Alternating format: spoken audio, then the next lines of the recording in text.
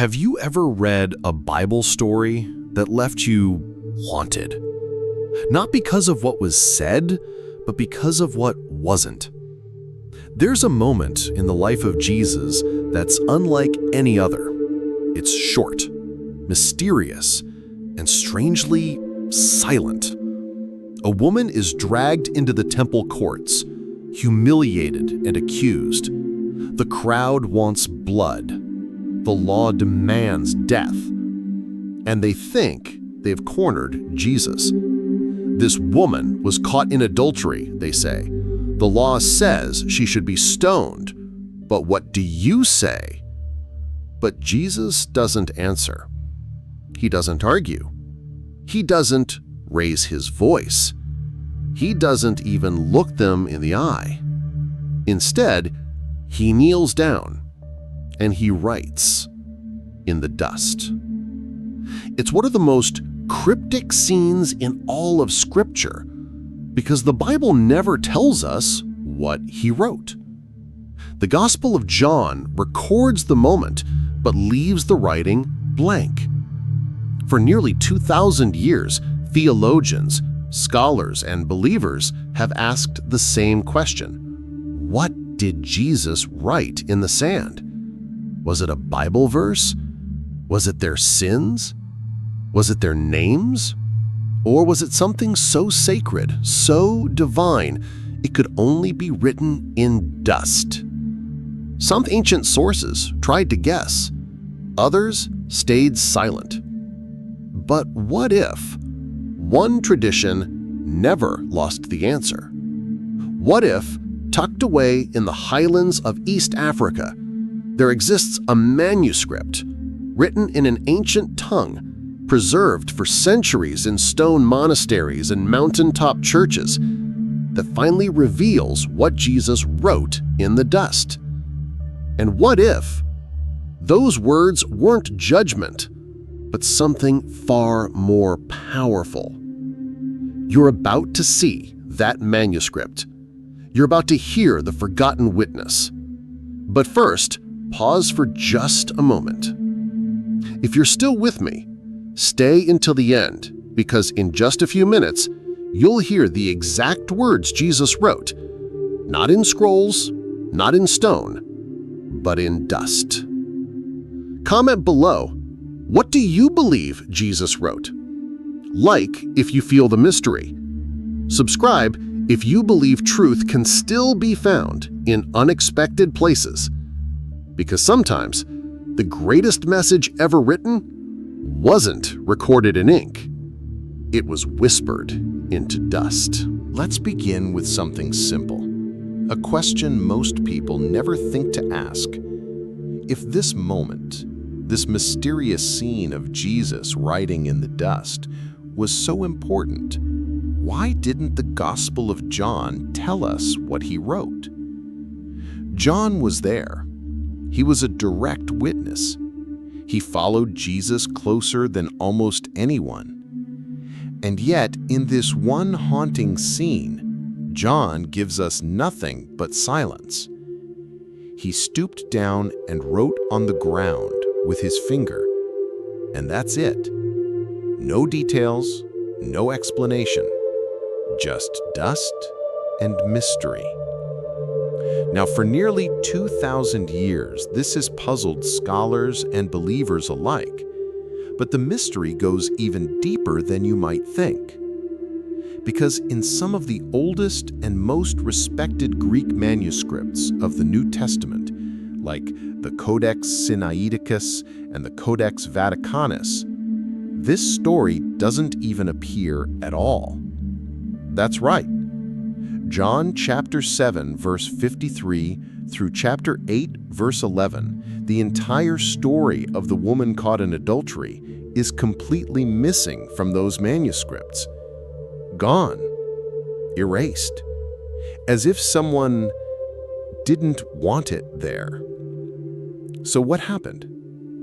Some scholars believe the story was added later, passed down through oral tradition until it made its way into the gospel text. Others suggest the opposite, that it was removed by early editors or scribes, perhaps because it made them uncomfortable. After all, the idea that Jesus would so easily forgive a woman caught in adultery, that could have been seen as too soft, too merciful, maybe even dangerous. But here's where it gets interesting. Because even though those early manuscripts left it out, this story was still being preached, shared, loved by the earliest Christians. Church fathers quoted it. Scribes began adding it back in by the 5th century, and eventually it became a permanent part of most Bibles. Why? Because something about this moment, this scene of dust and silence, spoke directly to the heart of the gospel. Something deeper than law, something more powerful than condemnation.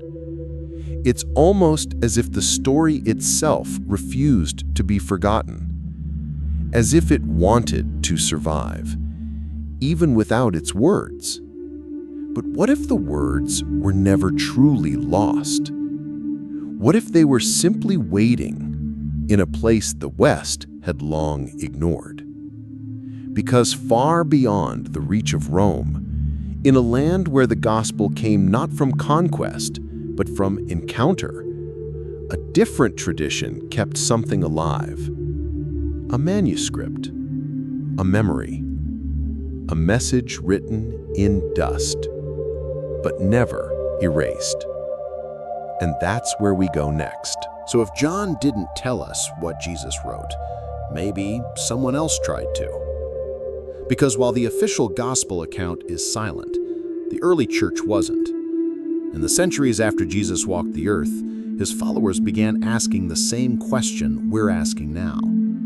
What did he write? And some of them believed they knew. Let's go back to the 3rd century, to one of the earliest Christian documents outside of the Bible.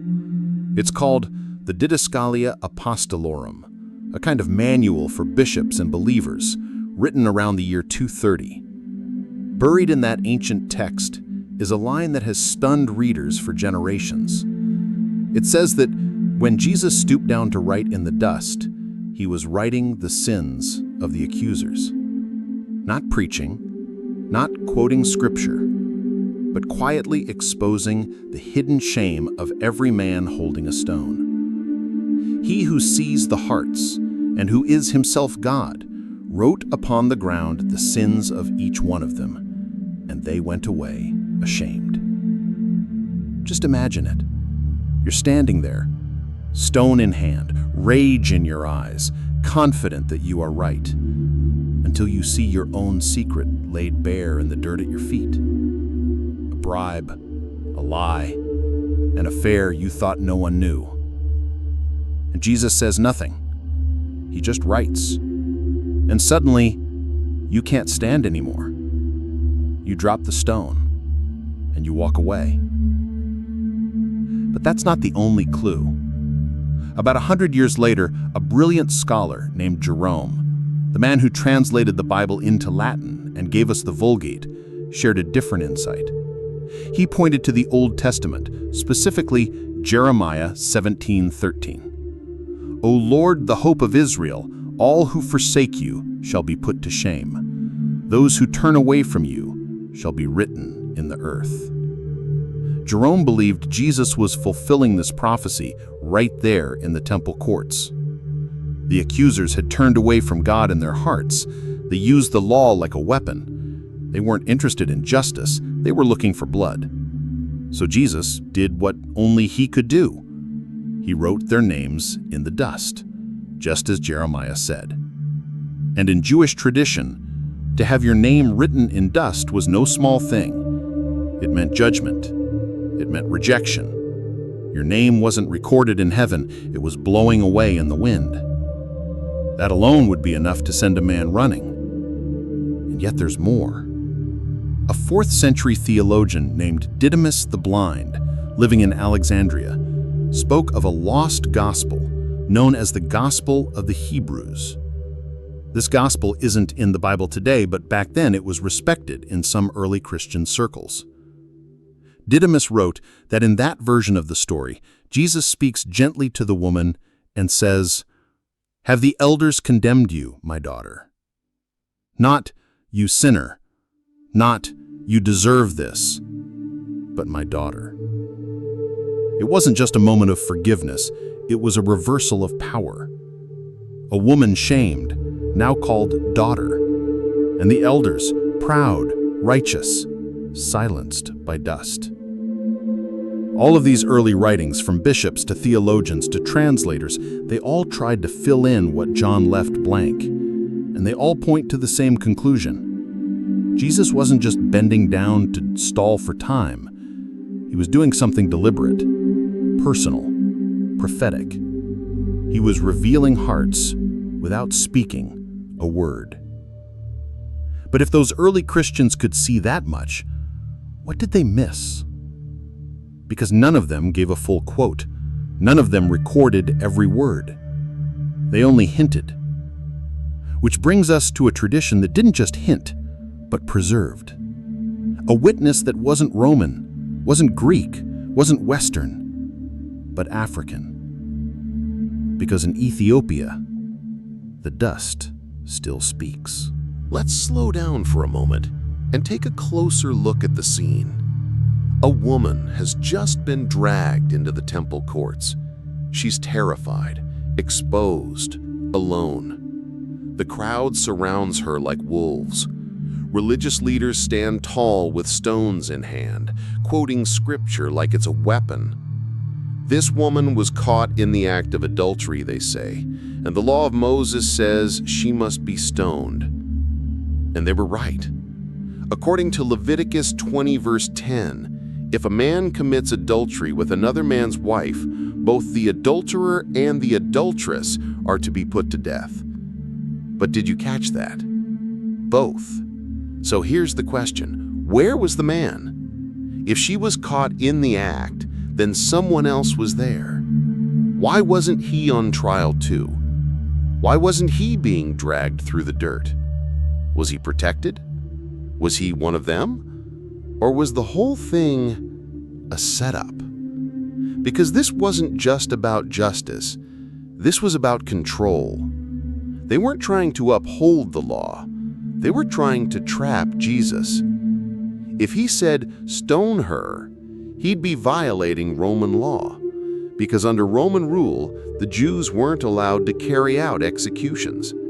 It would make Jesus look like a rebel, an enemy of Caesar. But if he said, "Let her go," he'd be denying the law of Moses. He'd lose the people. He'd lose his credibility as a teacher of righteousness. It was a carefully constructed trap, a no-win situation designed not to reveal truth, but to destroy him. And how did Jesus respond? He didn't fall into their game. He didn't defend himself. He didn't even raise his voice. He bent down and started to write. Now here's something most people don't know. In ancient Roman courts, it was common practice for a judge to write down the charges against someone before giving the verdict aloud. It was part of the legal ritual, a sign of authority. So maybe, in that moment, Jesus wasn't stalling. Maybe he was stepping into his role, not just as teacher, not just as prophet, but as judge, a divine judge. But his courtroom was dust, and his verdict was unlike anything they expected. Because when he finally stood and spoke, he didn't condemn the woman. He didn't excuse her either. He simply said, "Let the one who is without sin cast the first stone." No lecture, no finger pointing, just one sentence. And with those words, he flipped the entire courtroom upside down. The accusers, so ready to judge, became the ones being judged. The woman, so ready to die, was suddenly silent, trembling, and still breathing. And then the stones began to fall, one by one, oldest to youngest, until no one was left. This wasn't just an act of mercy, it was a revelation. Jesus didn't just protect her, he exposed the injustice hiding behind religious robes. He revealed the double standard. He revealed the trap, and he revealed that sometimes those who shout the loudest about sin are the ones most desperate to hide their own. But even with all that, we still haven't reached the heart of the mystery. Because the real question remains, what exactly did Jesus write? And that's where things take a turn. Because while the Western world may have lost the answer, Ethiopia didn't. For most of us, when we think of the Bible, we picture Europe, Rome, Jerusalem, maybe a monk copying scrolls in a cold stone room. But long before the Vatican, long before the Reformation, long before English was even a language, there was Ethiopia, a land of mountains, of ancient faith, and of sacred manuscripts guarded in stone churches high above the clouds. This is where the gospel took root, not by sword, not by empire, but by encounter. In the book of Acts, chapter 8, an Ethiopian royal official was reading the prophet Isaiah from his chariot. He didn't understand it, so God sent Philip, an apostle, to explain the words right there in the desert. The man was baptized on the spot. And from that moment, Ethiopia began writing a different chapter of Christian history. One that didn't pass through Rome, one that wasn't filtered through Latin or edited by Western councils. They kept books we lost, the Book of Enoch, Jubilees, the Book of the Covenant. They preserved ancient prayers, traditions, and wisdom in a language almost no one outside the region can read, Ge'ez. And in one of those ancient Ge'ez manuscripts, preserved for centuries, read aloud by candlelight in hidden monasteries, is a version of the story from John 8 that goes beyond what the Western world has ever dared to say.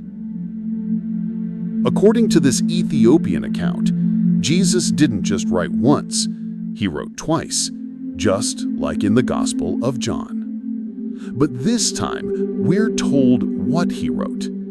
The first time Jesus knelt down, he didn't write a verse. He didn't draw a symbol. He wrote names, the names of the accusers, those standing with stones in hand. And beneath each name, a word, a secret, a sin. Johannes, greed. Matthias, unfaithfulness. Shimon, violence. Reuben, deceit. Not shouted, not argued, just written in the dirt where only they could see. And one by one, they walked away, oldest first, then the younger, until silence remained. But Jesus wasn't done. He knelt again, and this time he wrote a single word, right there, into the dust of the temple floor. Mercy. Not punishment, not judgment, not even forgiveness, but mercy. And that's important. Because in Ethiopian theology, dust is not weakness, it's sacred. It's where we came from. It's where we return. Genesis says God formed man from the dust, and now Jesus is writing again in that same material. Not on stone, like at Sinai, but in something fragile, something that can be brushed away. Why? Because mercy, when written in dust, means your sin can be erased. The message is clear. Jesus knew their sins, and he still chose to write mercy. not because they deserved it, but because that's who he is. And that's the kind of detail you'll never find in a Western commentary. It doesn't show up in footnotes. You won't hear it from most pulpits. Because this story, this version, was preserved quietly, faithfully, patiently, in the mountains of Ethiopia. Waiting. And now, you've heard it. But what if this was more than just a story? What if the same finger that wrote mercy in dust had written before? And what if the ground wasn't the only thing Jesus was speaking to? Because what we're about to see next takes us all the way back to the first time the finger of God wrote anything at all. We've seen Jesus write in the dust. We've heard what he may have written. We've felt the weight of that moment. Stone hearts dropping their weapons, a condemned woman walking free. But this wasn't the first time God had written something with his own hand. No. To fully understand what happened in John 8, we need to go back, much further. Back to a mountain. Back to Sinai. In Exodus 31:18, the scripture tells us, when the Lord finished speaking to Moses, he gave him the 2 tablets of the covenant law, the tablets of stone inscribed by the finger of God.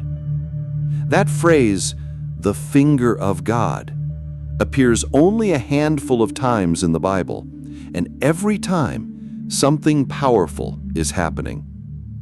At Sinai, the finger of God carves law into stone, permanent, unmoving, commandments meant to guide, but also to convict. And now, centuries later, that same finger is writing again, but not in stone, this time in dust.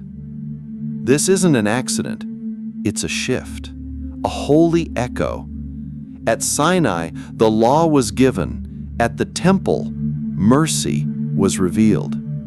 At Sinai, God's finger wrote rules that couldn't be erased. At the temple, his finger writes forgiveness that can. It's the same God, the same power, but a new message. Because Jesus didn't come to rewrite the law, he came to fulfill it. He didn't come to throw stones, he came to absorb them. He didn't come to shame sinners, he came to kneel beside them and write something new in the very dust they were about to die in. And maybe that's the point. Dust is where man came from. Genesis tells us God formed Adam from the earth. Dust is our beginning and our end. And in between, Jesus meets us there. Not in palaces, not in courts, but in the dirt. He stoops low enough to reach us, and he writes not just for the accusers, but for all of us. Because whether we're the one holding the stone or the one being dragged through the crowd, we all stand in need of mercy. And here's the beauty. What's written in stone can't be changed, but what's written in dust can be wiped clean. That's why in the Ethiopian manuscript, after revealing the hidden sins of each accuser, Jesus writes one final word: mercy. Mercy written in the same material we were made from. Mercy offered not just to the woman, but to the men too. To all of us. It's a reminder that the God who once carved justice into stone now kneels to whisper grace into dust. And that changes everything. Because if God's own finger chose dust over stone, what does that say about how he sees us? Maybe we're not too broken. Maybe we're not too dirty. Maybe the dirt is the exact place God does his best work. So, if you've ever felt like your name, your past, your shame was written in stone, maybe it's time to realize it's actually written in dust. And mercy is already on the page. Maybe that's why John left the page blank. Maybe he wanted us to lean in, to slow down, to not rush past the silence.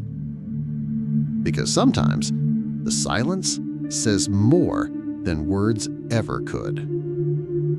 Sometimes God doesn't shout, he kneels and he writes. Not in a book, not on tablets of stone, but in the dust, in the fragile, shifting, broken places of our lives. And there, he writes mercy. He doesn't rewrite your past. He doesn't pretend the sin never happened, but he chooses not to condemn. He chooses to reach. So wherever you are right now, whatever dust you're sitting in, whatever stones you've thrown or had thrown at you, you're not alone. Because Jesus is still bending low, still writing in the dust, still whispering to the wounded, "Where are your accusers?" And still declaring what no one else dares to say, "Then neither do I condemn you. Go and sin no more." This isn't just a Bible story.